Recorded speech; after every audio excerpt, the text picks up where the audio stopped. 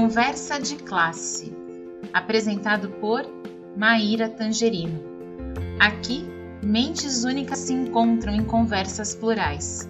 Sintonize-se para mergulhar em uma jornada única de aprendizado e descoberta.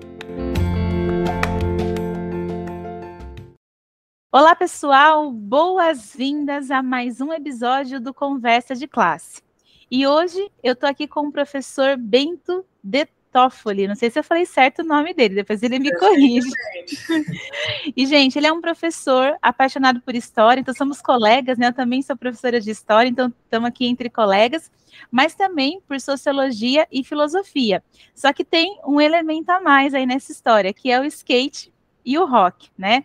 E com todo esse jeito jovem de ser, apesar de toda a experiência que ele tem, a gente vai conversar um pouquinho sobre essa questão das relações entre professores e alunos e como é que essas relações podem moldar o aprendizado. Então, eu já vou começar mandando a primeira pergunta aqui para ele. Professor Bento, como que você acha que a sua paixão pelo skate e pela cultura jovem influencia aí a sua relação com os alunos? E eu queria saber se isso ajuda a criar um vínculo mais próximo com eles e se essa conexão cultural pode ser um caminho para engajar os alunos nas disciplinas e, à primeira vista, aí, trazer eles mais para perto da escola. Professor Bento, boas-vindas ao Conversa de Classe. Olá, tudo bem? Maíra, eu agradeço pela participação, tá?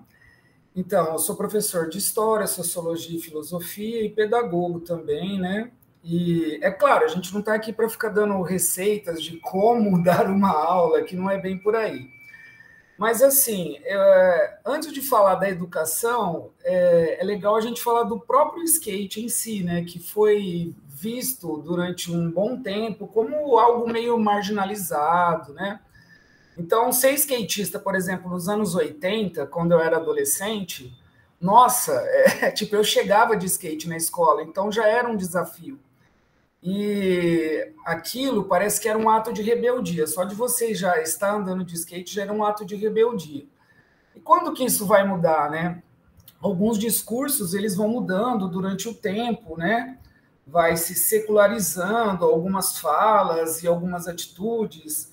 E eu acho que as Olimpíadas, né, ela deu uma abertura muito grande para o skate. E o fato da Raíssa Leal também ser uma menininha, né, chamada de fadinha, ser religiosa e ter todo aquele perfil, né, ela meio que quebrou alguns paradigmas, né, que a gente era visto como drogado, vagabundo, era assim que a gente era tratado.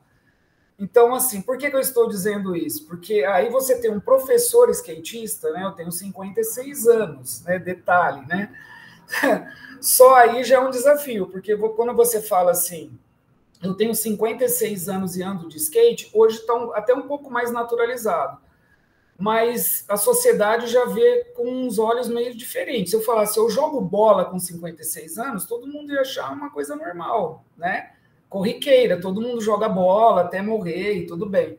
Só que o skate é visto como uma coisa de adolescente, uma coisa de rebeldia. Então, quando os alunos ficam sabendo que eu ando de skate, isso meio que mexe com a cabeça deles, porque eles não sabem se eu sou um professor rebelde ou eles já estão ficando careta demais. É mais ou menos isso. Eu uso bem esse discurso, né? Porque eu tento mostrar para eles que você pode conciliar as coisas, né? Porque parece que a escola é um lugar castrador. Ou você tem algumas opções. Ou você vai na escola estudar, ou você pratica um esporte, anda de skate, vive a vida, joga videogame. Então, na cabecinha deles, isso é muito confuso. É como se eles tivessem que fazer uma escolha. Mas não é assim. A escola é uma parte da vida muito importante, relevante, evidentemente, talvez até a mais, né? Mas você pode conciliar outras coisas. Então eu falo, ó, eu sou skatista, andei de skate uma vida toda e também fiz várias faculdades, me formei, estudei, me dediquei ao estudo. Então quando você vem com esse discurso, parece que quebra aquela visão de, né, eu não quero estudar, eu quero jogar videogame e andar de skate. Não, você tem que criar regras comportamentais, né, de dias, horários, para você se encaixar e fazer tudo que é possível, né? E eles acham, né, essa pegada um pouco mais da juventude mesmo, de um cara de 56 anos andar de skate, né? Então, você tem uma fala, isso é ruim e é bom, né? Porque, às vezes, o que eu explico para eles, né?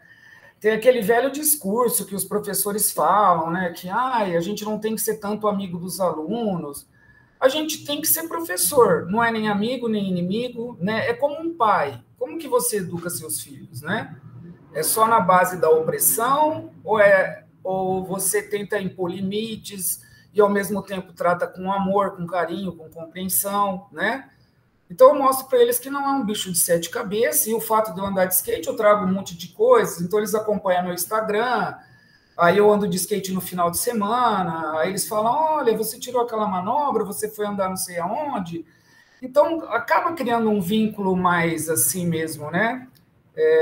Uma empatia maior mesmo, né, com o outro. Parece que a gente está falando a mesma língua e tudo mais, mas eles entendem que também, por trás do skatista, eu sou um professor, como outro qualquer, eu tenho que ensinar o conteúdo, eles têm que aprender e por aí vai. Mas eu uso dessa ferramenta, assim. Inclusive, há poucos meses, né, a gente fez um evento na escola que o Toninho, que é um amigo meu que tem uma loja de skate aqui em Ribeirão, né, a Suíte, ele tinha um evento chamado Skate na Escola. Era um projeto, né? Ele tem vários projetos também com o Sesc e tal. E aí a gente organizou na escola esse evento, uma manhã com skate. Aí eles levaram as rampas, montaram, a gente andou. Isso foi muito satisfatório, né? Porque teve uma interação com toda a escola desceu para o pátio, conheceu melhor o esporte. Então, eu procuro também falar essa linguagem do skate, trazer isso para a sala de aula também, abre portas, eu acho. Ó, já fiquei sua fã, né? Em poucas palavras aí. Eu tenho um skatista aqui em casa também, né? Então eu entendo bem, assim, ele também viveu essa dissociação toda, né? De um esporte extremamente marginalizado para um esporte que hoje a gente pode falar que é ouro, né? Porque é isso que representa para o Brasil. Mas, professor, eu queria te perguntar uma coisa, né? Você comentou um pouco da empatia nessa primeira fala. Eu queria saber como que você enxerga o papel da empatia na sala de aula, se você acha que ela é essencial para que todo professor compreenda melhor os alunos, e se você acha que a empatia é algo que a gente tem ou a gente vai desenvolvendo como uma habilidade aí ao longo da carreira. Eu acho que tudo é passível de ser aprendido, né? Se a gente acredita na educação, né? O que é educar, né? E exatamente isso, né? Elevar esse conhecimento e aprendendo também, dialogando, né? Mas cada um tem uma personalidade. É que eu digo para os alunos também, né? Nem todos os professores são iguais, né? A gente não vai ter uma receita de como ser professor. E a escola é algo dinâmico, ela não é algo estático, né? Então não é que nem uma receita de bolo, pega lá 3 colheres de farinha, de açúcar, ovo, não sei o quê, e o bolo vai sair pronto. Se fosse assim, seria muito simples, e a gente não tinha tantos problemas que a gente tem hoje na educação, porque algo dinâmico, você está ali, imagina, uma sala com 30 alunos, cada um é uma cabecinha ali, cada um tem uma personalidade, cada um traz seus problemas de vida, né?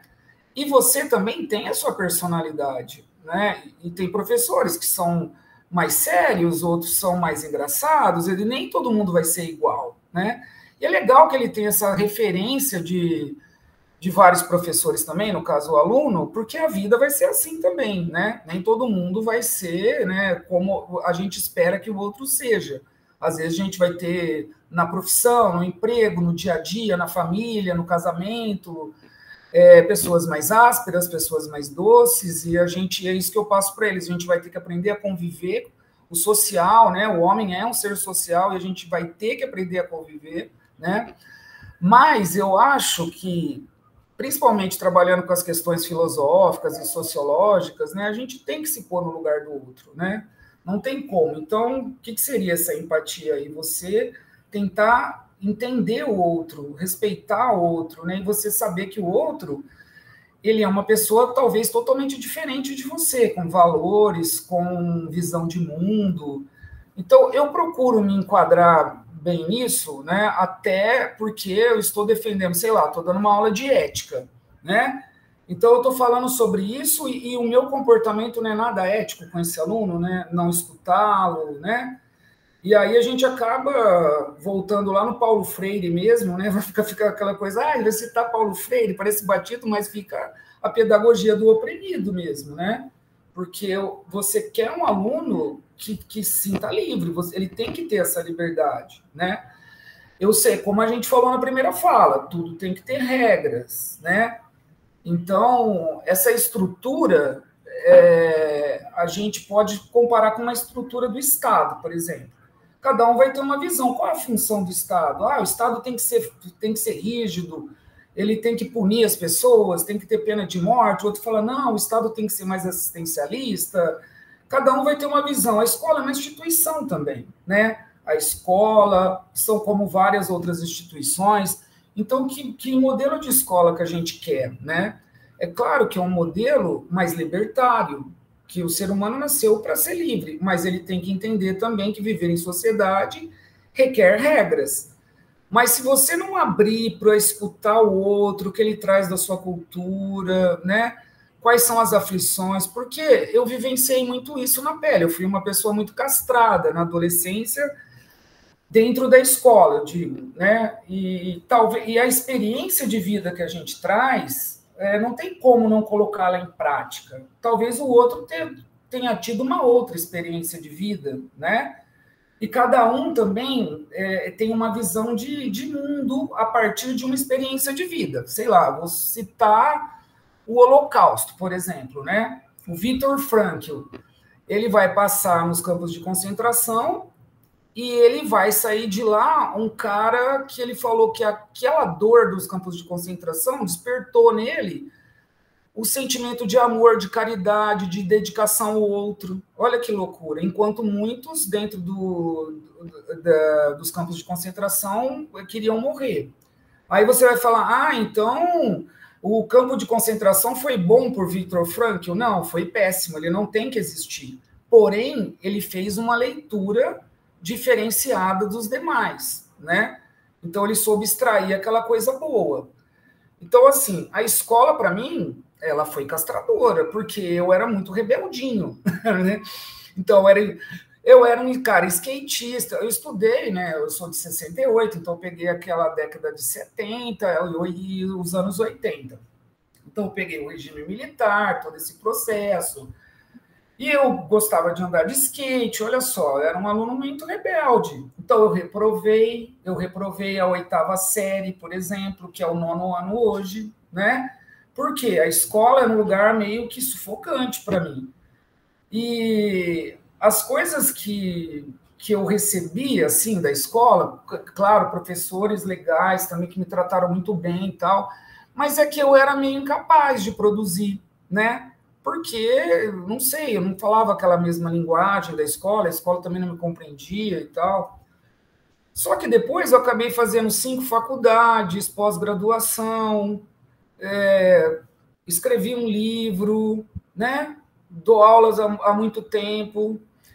Então, aonde que estava aquele ser incapaz? Estava dentro da minha própria cabeça e no discurso dos outros, porque eles enxergavam algumas coisas em mim que era desmotivadora, mas as coisas que eram boas, talvez ninguém conseguiu ver. E aí, eu tenho até fama de ser muito bonzinho em sala de aula, porque eu tento enxergar esse lado bom. Acho que todo mundo tem alguma coisa boa para oferecer, né? E essa visão de incentivo, de que a pessoa é capaz, sim, ela tem que acreditar nela. Às vezes ela está vivendo um momento que ela não consegue compreender isso. É claro que quanto mais criança você é, menos essa compreensão vem. Mas já no ensino médio, na adolescência, dá para trabalhar muita coisa, né? Escutar a pessoa, ver o que ela gosta, as capacidades que ela tem. Às vezes ela é uma ótima desenhista, às vezes ela é um ótimo atleta. Então, tirar isso, o de melhor que esses alunos têm para oferecer, né? É missão difícil pra caramba, não é fácil não estou falando que eu dou conta não, mas assim, a gente tem que estar sempre aberto para essa empatia, colocar no lugar do outro, sentir a dor do outro, né? Isso acho que é uma questão humana mesmo, né? E professor, que bom, né, que existem professores que pensam, né, como você está dizendo. E até para te contar um pouquinho, né, aqui no Conversa de Classe, a gente tem um público de docentes muito grande, mas também de graduandos. Então é muito importante, né, eles poderem conhecer a sua experiência, porque acho que isso também ajuda eles a entenderem um pouquinho aí como que pode ser o futuro, né, da docência. Eu até queria aproveitar um pouquinho, né, dessa ideia das suas experiências. Você já atuou na rede pública, já atuou também na rede privada, e eu queria saber se você enxerga diferenças marcantes nas relações entre alunos e professores, se você acha que essas realidades elas acabam influenciando de alguma forma o aprendizado, e quais as diferenças aí entre as escolas, sejam estruturais ou de outros tipos, que você acha que incidem nessa realidade, ou ainda pontos que são comuns também, que podem ter a ver aí nessa relação entre aluno e professor? Olha só, eu atuo na rede pública e na rede privada, né? Nas duas escolas. Eu sempre falo assim, criança é criança em qualquer lugar, né? A criança tem aquela sede de correr, de agir, né? Isso é comum. Quanto à estrutura, sim, a gente sempre fala, né? A estrutura da particular é melhor e tal. Porém, tem algumas ressalvas, né? Vamos por partes, assim. A escola do Estado, hoje, ela tem uma determinada estrutura que talvez, assim, eu poderia falar, não vai ser isso que vai influenciar o fato do aluno aprender ou não, né? Só que tem algumas coisas que só a tecnologia não vai resolver, né? Por exemplo, quando eu entrei na escola particular, eu falei, eu vou dar minha aula num PowerPoint e tal. Aí eu comecei a fazer PowerPoint de todas as minhas aulas, né? Aí aula com imagem, pá, nossa, aquela coisa toda. Tanto que eu tenho 1 milhão de PowerPoints aqui e tal. Não que não seja legal, é muito legal. Só que, a hora que eu estava dando a 100ª aula no PowerPoint, o aluno falou, professor, o senhor não pode passar um esquema na lousa? E isso foi muito interessante para mim. Por quê?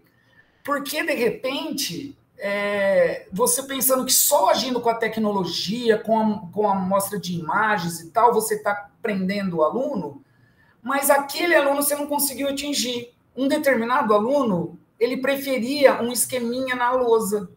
Olha que interessante isso. E ele meio que rompeu minhas estruturas quando ele falou isso. Porque eu estava pensando que a minha aula estava hiper top master, né? E aí eu comecei a mesclar várias visões. Então, quando você vai acrescentando a tecnologia, um monte de outras coisas novas, as inovações, você também não tem que pisar, cuspir, jogar fora as tecnologias tradicionais. Não é isso. E, na verdade, eu até escrevi um artigo sobre isso, assim, sobre essa mescla, né? Quando eu fiz uma especialização na UFSCar sobre EAD, tecnologia e educação, que é muito importante, né? A EAD ela abriu muito espaço, né, para pessoas que às vezes até não teriam acesso, né? Só que a gente também não pode pensar que tudo tem que ser digitalizado hoje e isso vai garantir uma boa aula. Então, por isso que eu falo, às vezes uma lousa e um giz, às vezes você está numa vibe boa, os alunos estão querendo pegar aquela aula e você dá a melhor aula do mundo com uma lousa e com um giz. Já aconteceu isso comigo, né? E às vezes você leva todo um aparato tecnológico, até um robô na sala de aula, e sua aula não é tão boa quanto você imaginava. Então, assim, é claro que a estrutura a gente tem que dar, né? Para todos têm esse direito. Então, assim, o aluno do Estado, se o cara tem um PowerPoint lá, o aluno do Estado deve ter um PowerPoint também, uma televisão.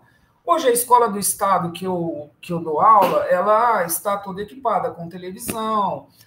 E eu estou fazendo uma reflexão sobre isso, porque exatamente o Estado agora ele está jogando um monte de slides, né? E ele está usando um monte de plataformas e os alunos mesmo estão começando a questionar determinada massificação desse processo, como se tudo que fosse digital estaria solucionando todos os problemas. Então, a gente tem que mesclar, né, as coisas e devagar, porque, às vezes, você tem que conhecer a sua sala de aula também.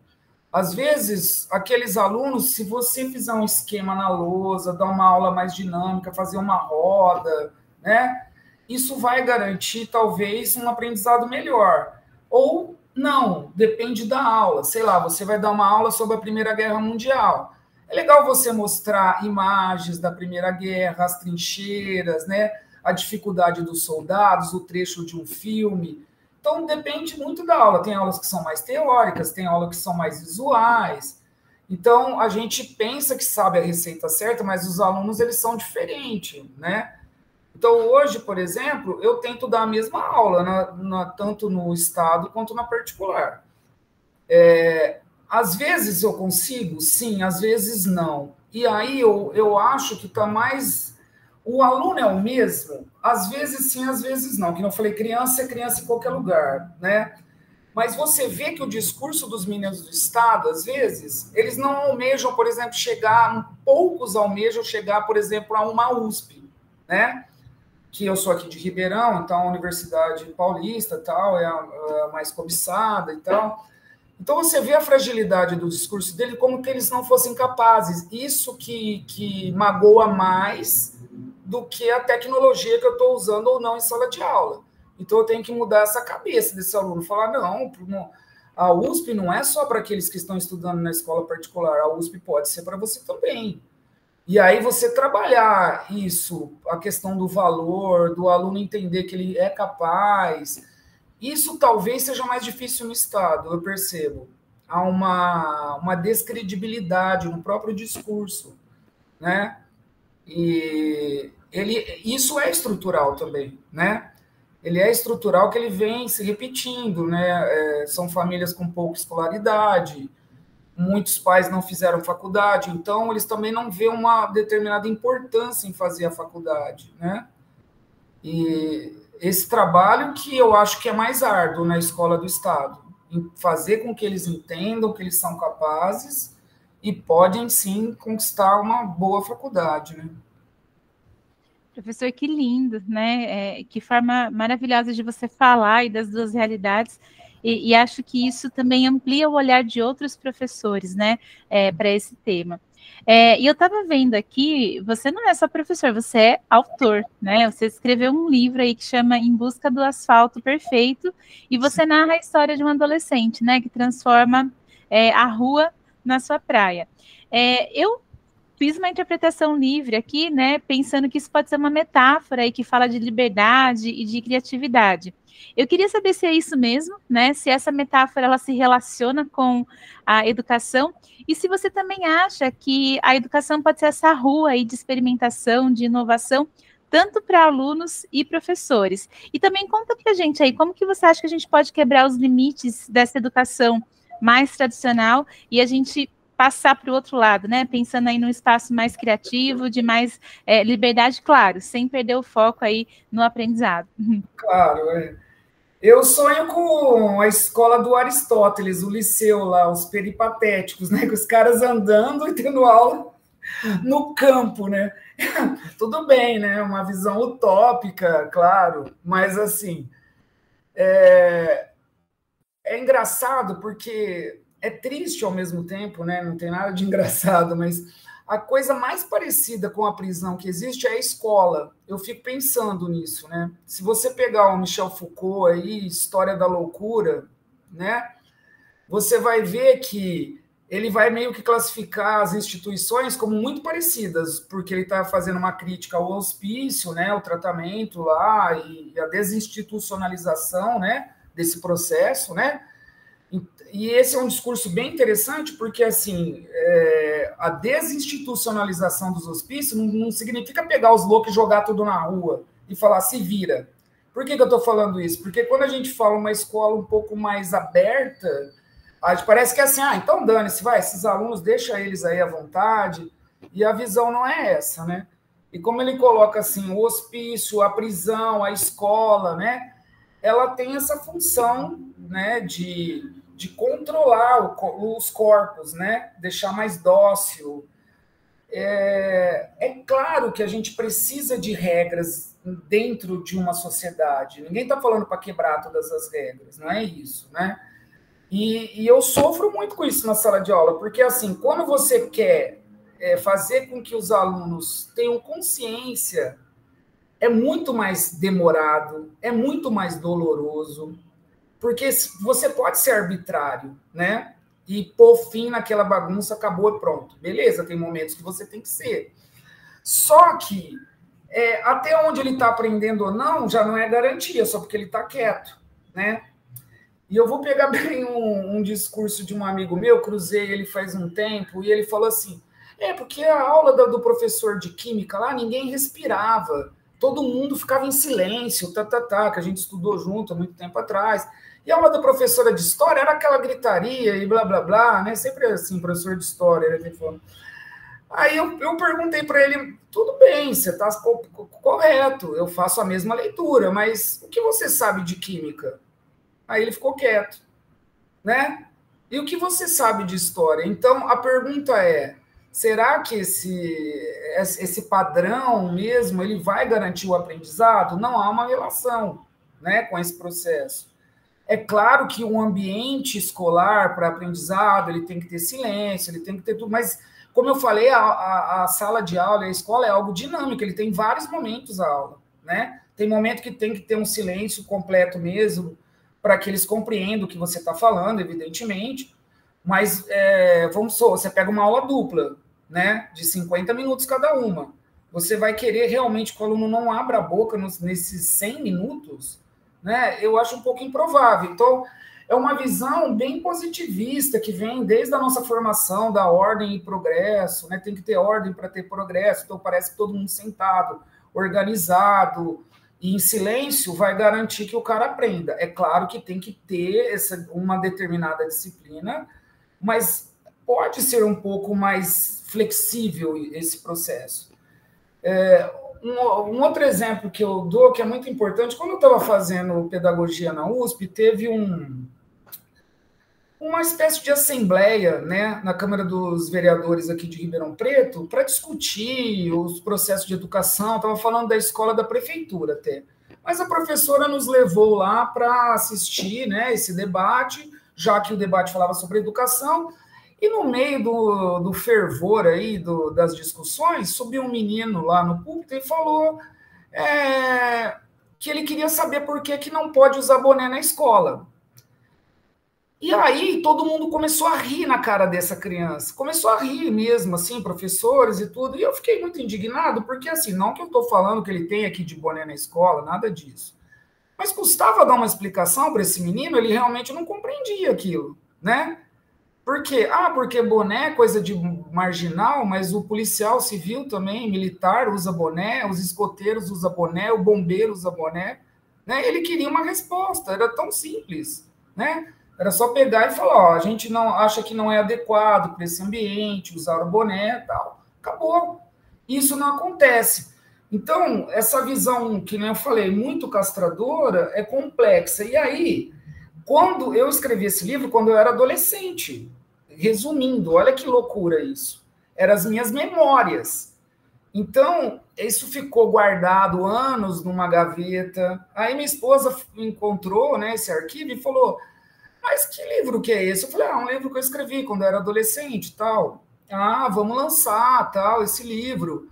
Aí eu falei, espera aí, eu vou ter que reler, né, porque agora eu sou adulto, aquela coisa toda, aquela neura toda, e eu descobri que eu era a mesma pessoa em alguns aspectos, né, eu tô falando tudo isso para falar do livro, porque o livro realmente é isso, é uma quebra de barreiras, né, de liberdade, de você tentar encontrar uma saída para aquilo. Então, o personagem do livro, ele sonhava em ser surfista, mas ele não morava no litoral, não tinha praia na frente da casa dele. E aí? Ele simplesmente se conforma com aquilo ou ele cria uma estratégia para se sentir livre? Então, ele vai em busca desse sonho depois, né? Mas ele tenta romper, ele tenta fazer da rua da casa dele a própria praia, né? E é mais ou menos isso. Então, a escola está lá com os seus problemas e tal. E aí, você vai simplesmente falar, ah, tudo bem, é assim mesmo, a escola é assim, né? A escola é uma instituição que as pessoas têm que obedecer e tudo, e é só isso? Ou você tenta fazer alguma coisa? Não que eu tenha receita de nada, e não que as minhas aulas também dê super certo, tem aula que dá errado. Você tenta uma coisa e fala, nossa, não deu, sabe? Beleza, vamos tentar novamente, né? Essa visão também de que o professor é um ser iluminado que veio de um outro planeta, né? A gente tem que quebrar esse paradigma também. Nós somos seres humanos, somos profissionais, aprendemos, estudamos, tentamos colocar em prática determinadas coisas que às vezes dá certo para uma turma, às vezes não dá, né? Mas como eu sofri muito na escola, eu disse para mim mesmo que eu jamais iria colocar um aluno numa condição assim, de tortura, de medo. Eu tinha medo de ir para a escola. Então, a escola era um lugar de pânico para mim. Então, eu chorava, eu não queria ficar naquele local, né? E eu não gosto que uma criança se sinta assim, né? A escola deveria ser um lugar legal, atrativo. É lógico que quando também eles encontram muita liberdade, eles vão abusar dessa liberdade. Eles vão querer abusar. Por isso que você tem que ser um mediador, como eu falei. Como que você educa os filhos, né? Um pai, o que é um pai, né? Ele é opressor, ele também é carinhoso, ele é cuidador, ele é de tudo um pouco. Não dá para ser uma coisa só, né? É claro que tem pessoas que vão achar que não, escola tem que ser assim, você tem que sentar, calar a boca e tal. Beleza, tudo bem. Mas o quanto esse menino vai aprender não é discutido. É discutido o comportamento dele, como eu acabei de citar o Foucault, né? Como um corpo dócil dentro de um espaço e acabou, né? E tudo isso tem que ser pensado. Então, como eu falei, o Estado ele é mais opressor ou menos opressor? Então, a escola também é uma instituição. Até onde ela deve ser opressora ou não? Ela não deve ser opressora, mas quando a gente fala numa escola não opressora, as pessoas já pensam assim, então é liberdade total, é uma zona isso aí e tal, cada um faz o que quer. Não é essa a concepção. A concepção que educar leva trabalho, né? Dá trabalho. Então, assim, é o despertar de uma consciência. Para despertar essa consciência, você leva anos, às vezes. Eu tenho alunos que me dá problema um ano, me dá outro, aí no terceiro ano, às vezes, ele acaba entendendo, me respeitando, né? Falando, não, isso mesmo. E aí eu tento mostrar o lado bom de você ler, o lado bom de você estudar, que nem meu livro, ele é um livro, ele simples, ele fala uma linguagem adolescente, então muitos alunos que leem meu livro falam assim, olha, eu detestava ler, mas agora eu li o seu livro e parece que eu gostei. Então, nossa, para mim isso é uma glória, porque ele vai ler esse livro, depois ele vai querer ler uma coisa mais complexa, né? Então, você não vai dar um artigo científico para o menino ler, ele vai achar que é chato mesmo. Até a gente acha, né? Vamos falar a verdade. Muitas vezes a gente tem que ler coisas que a gente fala, nossa, meu Deus, estou aguentando mais ler isso, né? Mas é esse processo, tentar mostrar, né? Pelo menos eu tento, não estou falando que eu consigo 100%, mas tentar mostrar que ele pode ser um skatista, é o que eu trabalho no livro, né? Eu sou skatista até os dias atuais, eu estudei, eu prestei vestibular, né? Eu estudei na USP, na UFSCar, faculdades de referência.